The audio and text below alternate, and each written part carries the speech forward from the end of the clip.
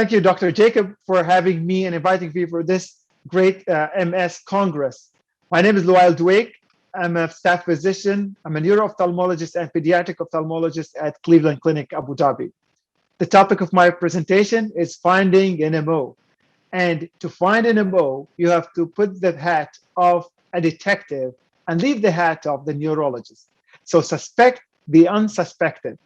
These are my disclosures and my disclaimers for the meeting. And let me start with my take-home messages. Forget about the typical optic neuritis. We don't know how the typical optic neuritis look like in the Middle East. So treat and manage patients with optic neuritis as atypical optic neuritis. Do all the workup that is needed and treat them with a lot of care because you might be dealing with atypical optic neuritis. Nmosd has various presentations. We're learning more and more. And today, I will focus on, or I present 3 different unexpected presentations for Nmosd. My first patient is a 55-year-old woman presented with decreased vision in her right eye for a week. No associated pain or headache, and she has different risk factors: diabetes, hypertension, and hyperlipidemia.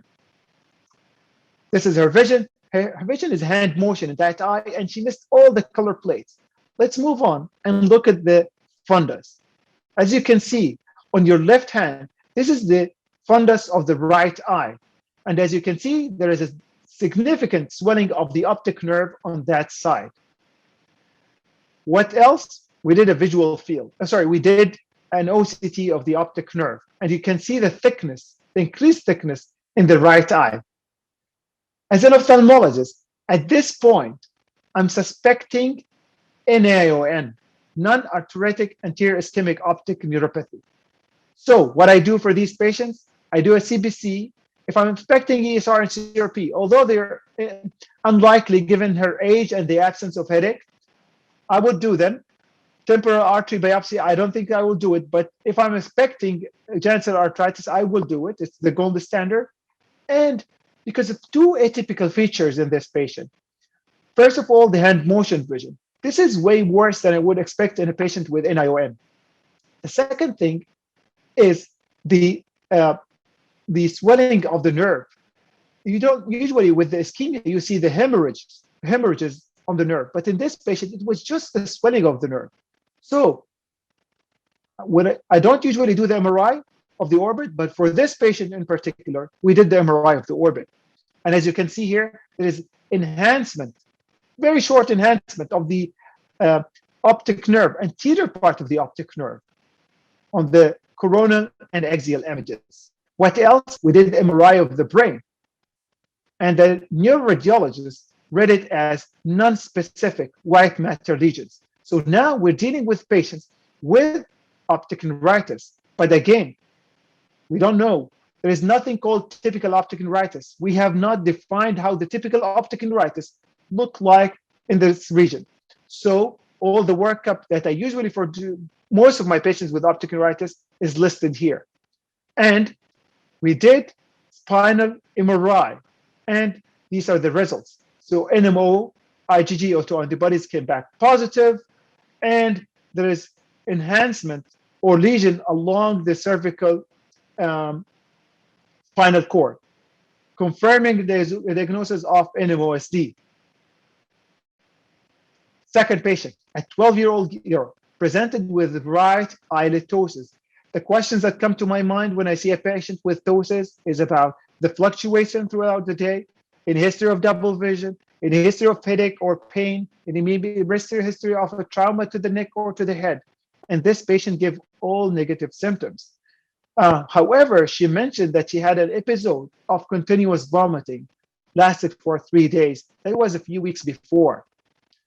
This is an external photo showing the ptosis of the upper lid on the right side. What I do? Well, although it doesn't show here, but there may be a little bit of anisocoria. So this now adds another differential diagnosis. So in addition to myasthenia, I think about Horner syndrome. And this is what I do for patients specifically with ptosis. I stack test, acetylcholine, and if I'm expecting the Horner, I would add the MRI and MRA. And this patient luckily had the imaging and showed the typical enhancement that you would see in a patient with Nmosd. And this also explained why this patient was having these episodes of the vomiting. So she had area postrema, and she had the enhancement, the lesion along the cervical spinal cord, causing the Horner syndrome. This is another atypical presentation. The last patient is a 22-year-old female presented with bilateral simultaneous painless vision loss. What is significant from the history is that she had some GI symptoms with nausea and loss of weight prior to this presentation. Her older sister, had SLE, and let's move on to the examination. Bilateral decreased vision, bilateral dyschromatopsia, and let's look at the posterior segment. Nothing really going on. Both optic nerves look healthy, and the next step will be a visual field for this patient. And I want you to appreciate how symmetrical is the lesion. It's a homonymous lesion affecting mainly the right side and the inferior hemivisual field, indicating a retrochiasmal lesion. We did the MRI, and she had this confluent lesion in the brain, mostly in the right posterior right occipital area. This is a patient presenting with posterior reversible encephalopathy syndrome, secondary to Nmosd. These are three interesting cases that I would like to change your mind about Nmosd. So going to Nmosd, these are the common presentations that you always think about when you see a patient with Nmosd: recurrent optic neuritis, bilateral, sequential optic neuritis, chiasmitis. But now we know that the presentations are expanding more and more, and you have to suspect the unsuspected.